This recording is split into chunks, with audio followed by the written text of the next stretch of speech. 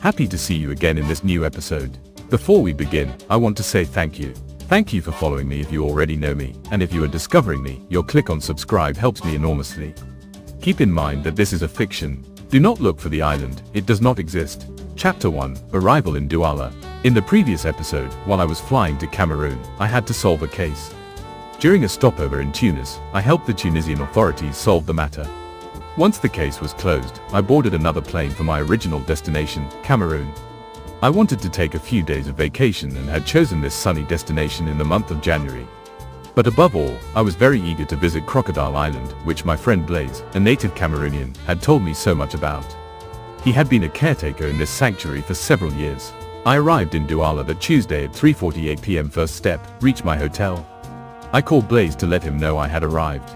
He was expecting me the next day on Crocodile Island, a natural reserve located in a branch of the Atlantic Ocean. In the meantime, I tried to relax. At the hotel bar, I tasted a local specialty rarely found in Europe. Then I wandered through the streets of Douala while waiting for dinner, served at 7 p.m. sharp in the Grand Hotel Lounge. I bought a few trinkets, a few souvenirs, including an African mask that would take its place above my television once I returned home to Belgium. The white man that I was did not go unnoticed. It was hot at this time of year, and the 30-degree heat made me sweat. After a few purchases, I headed back to the hotel. I arrived around 6:45 p.m., went up to my room and put away my precious acquisitions. A few gifts for Belgium and that African mask. Then I went down to the restaurant. The room was air-conditioned. I sat at a table overlooking a landscape I would never forget. The menu was generous. There was snake, but I settled for a chicken dish, quite close to what I already knew. I also discovered cassava. The African wine was perfect. It enhanced my meal. I enjoyed it while thinking about the next day's expedition. I was about to live an extraordinary experience. Chapter 2, The Crossing. It was 6:30 a.m. when the alarm rang, and I woke up with fear in my stomach. At the same time, I was delighted to see Blaise again. He was expecting me on the island around 11 a.m. but before that, I had to get ready. I chose a simple outfit, a white t-shirt, navy blue Bermuda shorts. I did not forget my hat or my sunglasses. I applied sunscreen, then mosquito repellent, and other flying pests repellent. I had a simple breakfast, plantain fritters. The coffee was not good. I missed the Senseo machine from my office, as well as my tomato juice, but I was on vacation. The bus that would take us to the sandy departure point of the pirogues was waiting. At 9:45 a.m., I took my seat. At 10:25 a.m., we had arrived. There were 7 pirogues. I climbed into one of them, wearing a life jacket. There were several curious visitors, but I was very afraid. What if the pirogue capsized? I would be devoured. Pierre Maigret, dead in Cameroon. No, I did not see that happening. I would return to Belgium on the 14th, as planned. The local man ferrying us across was named Cyprien. Each crossing earned him 0.25 euros. At the end of the day, he could make up to 1,300 CFA francs, barely 2 euros. The pirogue rocked over the mangrove waters, which did not reassure me at all. Cyprien told us about the crocodiles that could sometimes be seen through the murky water. They struggled to feed in these swampy areas and often injured themselves. That was how they were captured, then brought to the sanctuary. Once healed, they were released back into the natural space. I saw large wire cages. I knew we were about to arrive. After a few paddle strokes, Cyprien docked the pirogue. I stepped out as best I could and slipped a 10,000 CFA franc bill into his hand. His smile was worth 1,000 thank yous. The groups headed toward the entrance of the reserve. I walked at the back. A man welcomed us. On his badge, I could read, Francis Embassy, Director Manager. A little further away, Blaise was waiting for me. Chapter 3, The Tree That Hides the Forest. Blaise guided the tour of the island calmly. He walked ahead of me, showing me the enclosures, the wooden walkways, the more remote areas where the mangrove was slowly advancing. He knew the place by heart, and it showed in the way he moved, without hesitation. The island seemed peaceful. Everything appeared to be in its place, yet the whole setting gave off a strange feeling, as if something was not quite right. Nothing was openly alarming, and yet the discomfort was real. Some enclosures seemed too empty. Others gave the impression of being maintained without real care. The sanctuary was functioning, but without reserves, without proper security. Francis Embassy was not often present, and his absence was noticeable. The way he managed things left visible traces. The decisions that had been made often seemed poorly adapted, and their consequences were quietly piling up. Food shortages occurred regularly. They were never spectacular, but they were becoming worrying. The animals suffered the effects, and the balance of the place was growing fragile. His frequent trips to Kribi were too numerous to go unnoticed. They raised questions without providing answers. Suspicions existed without ever being clearly stated. They floated in the air, carried by looks and silences. A trafficking operation was mentioned without being named, like an idea no one truly dared to grasp. I followed the visit while observing carefully. The mangrove seemed still, but I knew it was never truly motionless. Beneath that apparent calm, something was slowly at work. I understood that what could be seen was only part of the problem. The tree was there, clearly visible. The forest, however, remained hidden. Blaise explained the conflict between Francis and another caretaker. The latter wanted to take over the position of director, judging Francis incompetent. He believed the management of the sanctuary had been deteriorating for several months. The crocodile census was decreasing week after week. The figures no longer matched the reality on the ground. Animals were disappearing without clear explanation.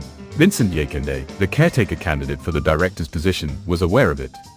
He knew something abnormal was happening on the island. The inconsistencies were piling up, and they could no longer be attributed to chance. Vincent sometimes went to Kribi, but only during his leave periods. These trips were rare and far from routine. They mainly allowed him to step away from the island and gain perspective. It was during one of those trips that he noticed something unusual. In several restaurants, crocodile meat appeared easily on the menu. It was neither exceptional nor presented as rare. This ease troubled him. He knew the number of crocodiles on the island was decreasing. He also knew their capture was strictly regulated. Little by little, doubt settled in. What was disappearing from the sanctuary seemed to be reappearing elsewhere, without any official explanation. Chapter 4. Suspicions confirmed. One evening, as Vincent stayed later than usual at the sanctuary, the place was calm, almost empty. He used that moment to put some documents in order. That was when he discovered papers confirming his suspicions. On the desk, a notebook had been left carelessly. It belonged to Embassy. Inside were several restaurant names, in Kribi, in Douala, in Yaoundé. Prices were noted, along with precise delivery dates. There was no longer any room for doubt. Meanwhile, Blaise continued the sanctuary tour with me. We moved slowly between the enclosures, unaware of what awaited us. Nothing yet suggested the irreparable. We then discovered Vincent's body. He was lying inside an enclosure where 2 crocodiles lived. The scene was brutal, shocking, yet strangely frozen. Blaise reacted immediately. He had the crocodiles isolated so that I could approach and observe the scene. Everything seemed to indicate an accident, or an attack. And yet, very quickly, something did not add up. The wounds did not correspond to what we knew of the animal's behavior.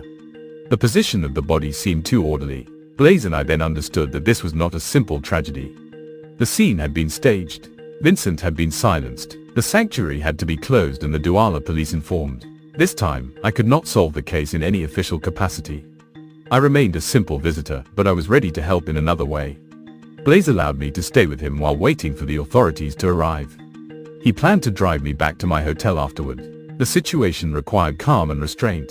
Francis was informed of the grim discovery. When he heard the news, his face suddenly turned pale. He froze for a few seconds, unable to hide his distress. While waiting for the police, Blaise took care of the crocodiles.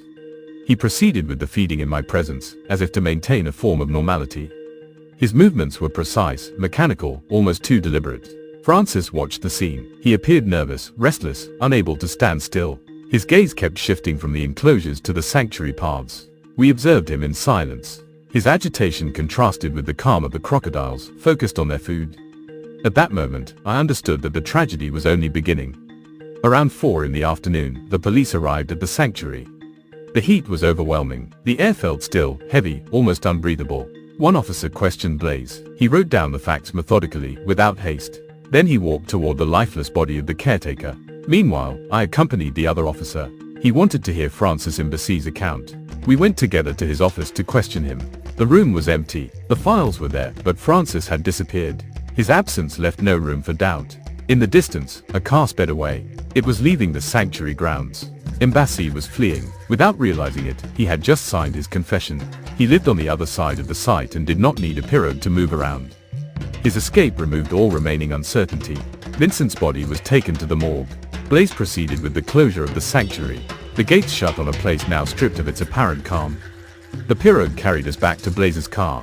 He then drove Pierre Maigret back to his hotel. The day had been long, heavy, exhausting. That evening, they decided to dine in town, in a restaurant in Douala.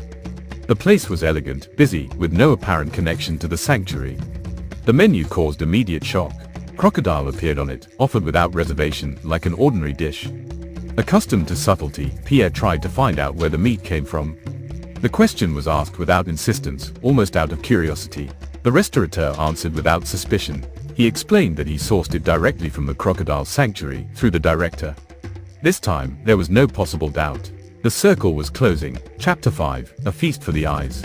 Pierre had difficulty recovering from his emotions. The events of the sanctuary continued to cross his mind at times, without completely overwhelming him. He preferred to keep those images at a distance and continue his stay. He went on visiting Cameroon, without haste. The landscapes unfolded slowly, very different from those he knew. Moving from one place to another took a great deal of time, far more than he had imagined.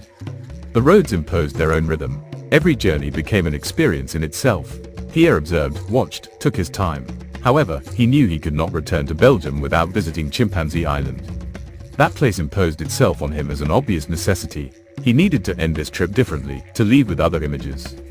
After the tension, the fear, and the violence, he allowed himself to embrace what the country also had to offer. And for the first time in several days, he was truly amazed. The day before his departure, Blaise paid him one last visit. Francis had been arrested and charged. He was now in prison. He had understood that Vincent knew. He feared being exposed. During an argument, he struck him. Vincent collapsed on the spot. Panicked, Francis staged the scene as an accident. He thought he could make everything pass as a crocodile attack. But the staging had not held for long. Blaise now found himself at the head of the sanctuary. He was taking control, with seriousness and determination. Pierre boarded the plane back to Belgium. The journey was coming to an end. Once home, the first thing he did was place the African mask above his television, just as he had promised himself. He wanted to keep a visible trace of that stay, so that he would never forget that extraordinary journey.